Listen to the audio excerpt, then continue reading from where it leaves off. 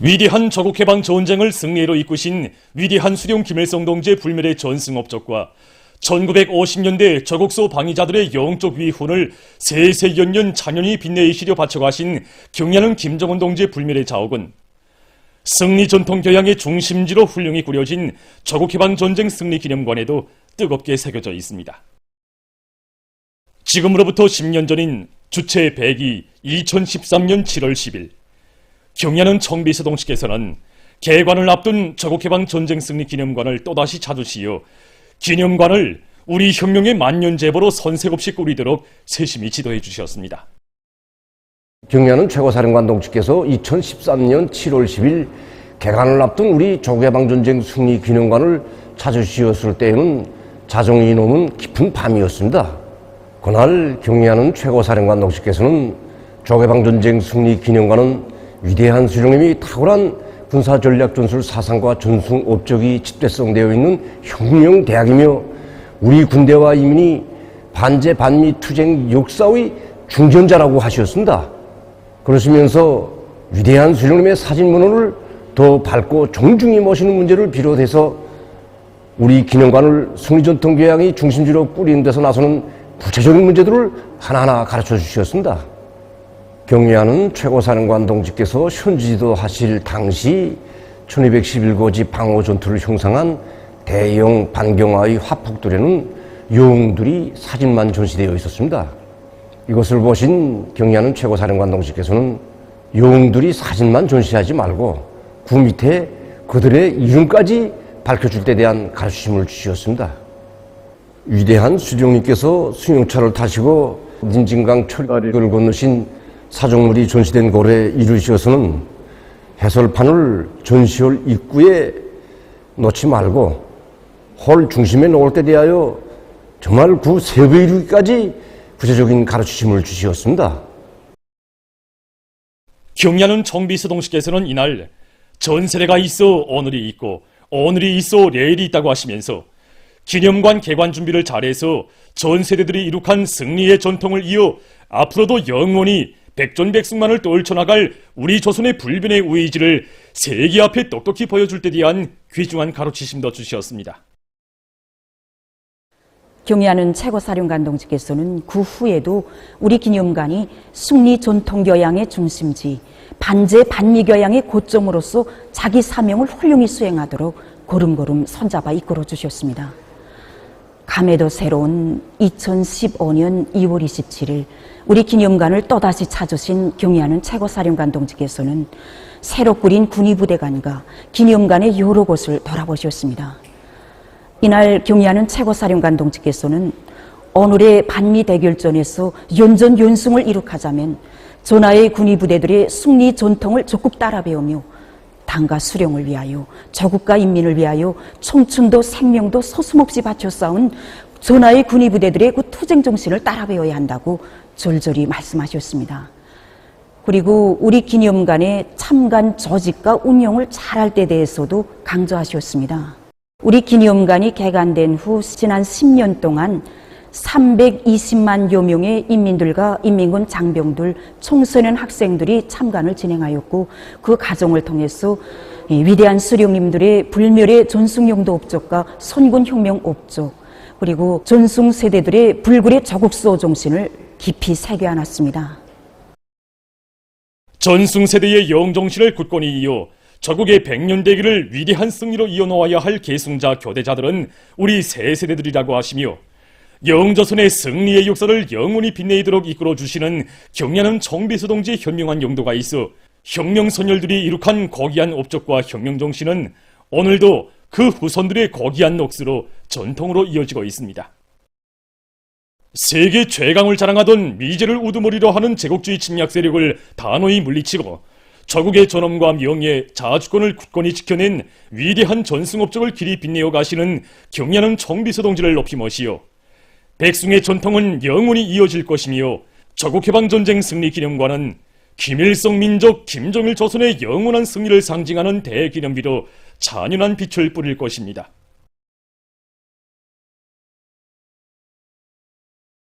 조국의 전통을 영예롭게 지켜내고 빛나는 승리를 안아온 위대한 전승사의 갈피에는 나어린 소년단원들의 위훈도 역력히 아로새겨져 있습니다. 준엄한 시련의 시기 사랑하는 학교와 정든 고향 마을을 지켜 싸운 나어린 수호자들의 영적 위훈은 오늘도 우리 저국 역사의 긍지와 자랑으로 빛나고 있습니다. 이 전쟁 시기에 청년군의대를 묻고 싸운 나라는 있어도 이 소년군의대를 묻고 영감히 싸운 나라는 오직 우리나라밖에 없습니다. 그래서 지난 조국해방전쟁 시기 이 족강점 지역들에서 빨치산 투쟁을 강범히 전개하라고 하신 위대한 수련님의 역사적인 방송연설을 높이 받들고 우리 나어린 학생 소년들도 각 곳에서 소년군의대 소년 빨치산을 묻고 자기 고향 마을을 지켜서 용감하게 싸웠습니다. 1950년 11월까지만 해도 이렇게 공화국 국방부에 조직된 청년군의대, 소년군의대 수는 무려 66개에 달하 있습니다. 그래서 그때 한 개 소년군의대 인원수는 5명 내지 30명 정도였고 그들의 나이는 13살 내지 15살 정도였는데 정말 청보다 먼저 이 연필을 손에 쥐고 공부해야 할 나어린 학생 소년들이었습니다. 해방 후 배움의 굴소리 랑랑하던 정다운 학교와 사랑하는 고향 산천은 곧 조국이었고 꿈과 희망, 밝은 미래의 전부였기에 두 번 다시 이룰 수 없는 조국을 위하여 부모 형제의 복수를 위하여 공화국의 나어린 소년단원들은 청을 메고 싸움의 길에 나섰습니다. 이 소년군의대 소년빨치산들 가운데서 특출한 공로를 세운 것이 평안남도 안적은 립속중학교 소년단원들로 조직된 이 안주탄강 소년군의대였습니다.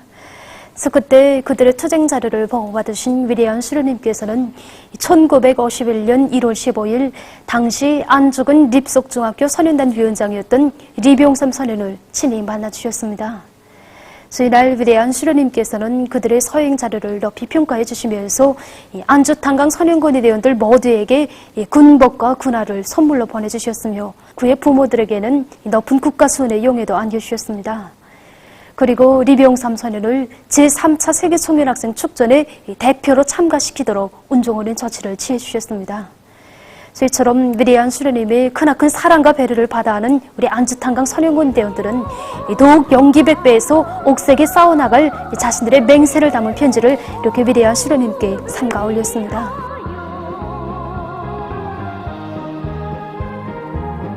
원수놈들은 장군님의 은혜로 우리 소년들이 행복하게 공부하던 학교들을 파괴하며 존경하는 조선노동당원들을 무참히 학살하고 약탈을 일삼았습니다. 우리들은 나이는 어리나 원수들의 이와 같은 만행을 보고 참을 수 없습니다. 장군님과 조국을 위하여 최후까지 보다 힘차게 싸울 것을 다시 맹세합니다. 김일성 장군님을 위하여 사랑하는 조국을 위하여 자기 한 목숨도 서슴없이 바쳐 싸운 전하의 소년군의대원들의 조국수호 정신은 연대와 세기를 이어 오늘도 새 세대들의 가슴마다의 자랑스러운 전통으로 굳건히 이어지고 있습니다. 전하의 소년단원들의 신안이던 붉은 넥타이가 지금은 저희 어깨 위에 메어져 있습니다. 소년 영웅들의 애국의 넋이 어린 이 소년단 넥타이를 소중히 간직하고 하수가 소년단도 쓰여서 전쟁 시기 소년군의대원들처럼 나라를 위하여 전의를 많이 하는 소년애국자, 소년혁명가로 옥새에 준비 나가겠습니다. 공화국 창건 75돌과 전승 70돌을 높은 정치적 열의와 빛나는 노력적 성과로 맞이하자. 모두 다 당중앙위원회 제8기 제8차 전원회의 결정 관철해로.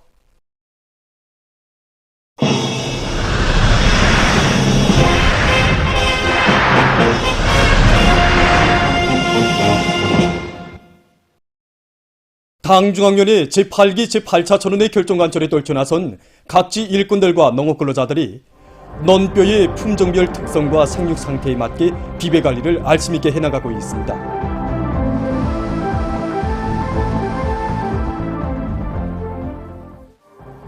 력포구역 새우물 남새 농장에서 먼거리 영농기술 문답 봉사를 통해서 논물 관리를 진행하면서 논뼈 생육에 유리한 조건을 지어주고 있습니다. 논물 관리를 보다 가악하기 위해서 몽골이 영농기술 문답 봉사를 받으면서 아지수가 확보된 포전들의 특성에 맞게 논물 관리를 하는데 힘을 넣고 있습니다. 이 봉사를 받으면서부터 너물갈공들이 필지별 포전에 따르는 물대기와 물 말리기를 보다 과학적으로 할 수 있게 됐습니다. 목표 아지수에 도달한 포전들에서 실금이 나도록 중간 물말기를 해서 논뼈의 뿌리 활성을 높여주다니 논뼈 생육이 현저히 개선되고 있습니다. 논뼈 용량 관리를 과학하는 데 큰 힘을 놓고 있는 력포구역 력포 남새농장입니다. 아지치기를 옥죄시키면서 최대 유효 아지로 만들자니까 논뼈 용량 관리가 중요합니다.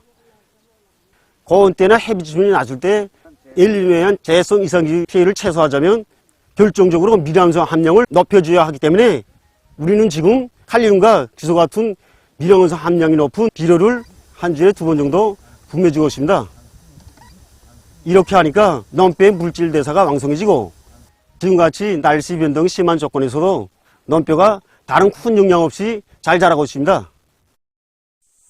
수도 시민들에게 맛 좋은 과일을 더 많이 생산 공급할 일이 많고 평양 과수농장의 일꾼들과 농장원들은 불리한 기상기후 조건에서도 과일 생산량을 높이기 위한 기술적 대책을 잘 세워나가고 있습니다. 그래서 올해 봄 날씨 놓고 보면은 4월 달에 이 올과일들이 꽃이 피고 수정이 돼야겠는데 낮은 온도가 지속되고 이 낮과 밤 온도 차이가 심하다 보니까 꽃이 제대로 피지 못하고 수정률이 떨어졌습니다. 이 과일 알수가 좋기 때문에 우리 알당 질량을 높이기 위해서 용량 관리에 힘을 집중했습니다. 그래서 우리가 도시거름을 집중적으로 실어다가 이 나무마다 깊은 중심을 하면서 정보당 20톤 이상씩 질 좋은 건들을 다 냈습니다. 농장에서 자체로 생산한 아미노산 미량 원소 비료를 요를 주기로 입도 비료로 시비했습니다. 추리복숭아를 비롯한 촛물수확에 뒤이어서 7월 중순부터는 통조림용 복숭아, 또 8월 중순부터는 얼배, 얼사과를 비롯해서 달마다 여러 가지 과일들을 원만히 생산 보장할 수 있는 토대가 충분히 구축되어 있습니다. 그래서 이게 만족하지 않고 생산되는 모든 과일들을 알이 크고 맛이 좋은 그런 과일들만 수확해서 수도 시민들에게 공급하기 위해서 지금 비배 관리에 보다 용량을 집중하고 있습니다. 각지에서 축산기지의 물질기술적 토대를 튼튼히 다지면서 사양관리를 과학기술적으로 해서 축산물 생산을 누리고 있습니다.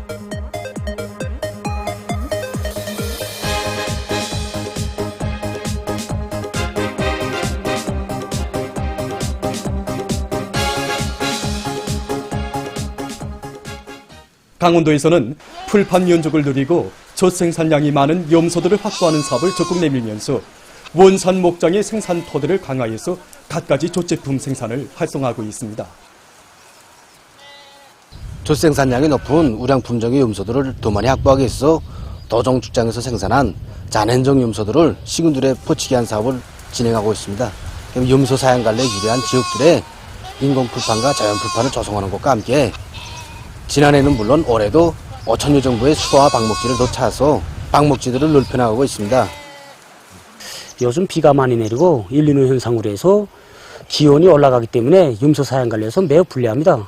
그래서 우리는 비가 내릴 때는 이미 장만해뒀던 영양건초로 우리 사육을 하고 있으며 기온이 올라갈 때는 해 퍼지기 전과 해 지는 시간을 이용해서 염소 야외 방목을 진행하고 있습니다. 그리고 클로렐라 생산을 중상화해서 올해 봄에 나온 새끼들에 대한 용량 관리를 개선해 나가고 있습니다. 그래서 지금이 젖생산량이 최고로 높고 젖질이 최고로 좋기 때문에 젖생산 설비들에 대한 만가동을 보장해서 젖제품 생산을 중상화하고 있습니다. 태촌 청년 토끼 정축장에서는 과학기술 학습을 정상화해서 종업원들 속에 토끼 기르기에서 나서는 과학기술적 문제들을 잘 알려주는 한편 그들이 정자 토끼 사양 관리를 과학기술적으로 하도록 해서 많은 새끼 토끼를 생산하고 있습니다. 또한 수의방역 체계를 철저히 세우고 질병 예방약을 자체로 생산해서 이용하는 것과 함께 예방접종을 정상적으로 진행해서 폐사율을 낮추고 있습니다.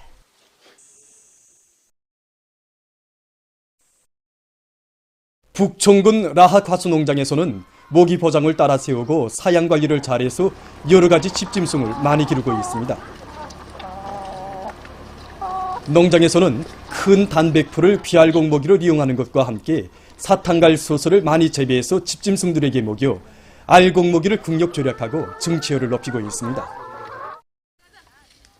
또한 소위방육 사업에 깊은 관심을 돌려 집짐승들의 폐사율을 줄이고 축산물 생산을 담보해 나가고 있습니다.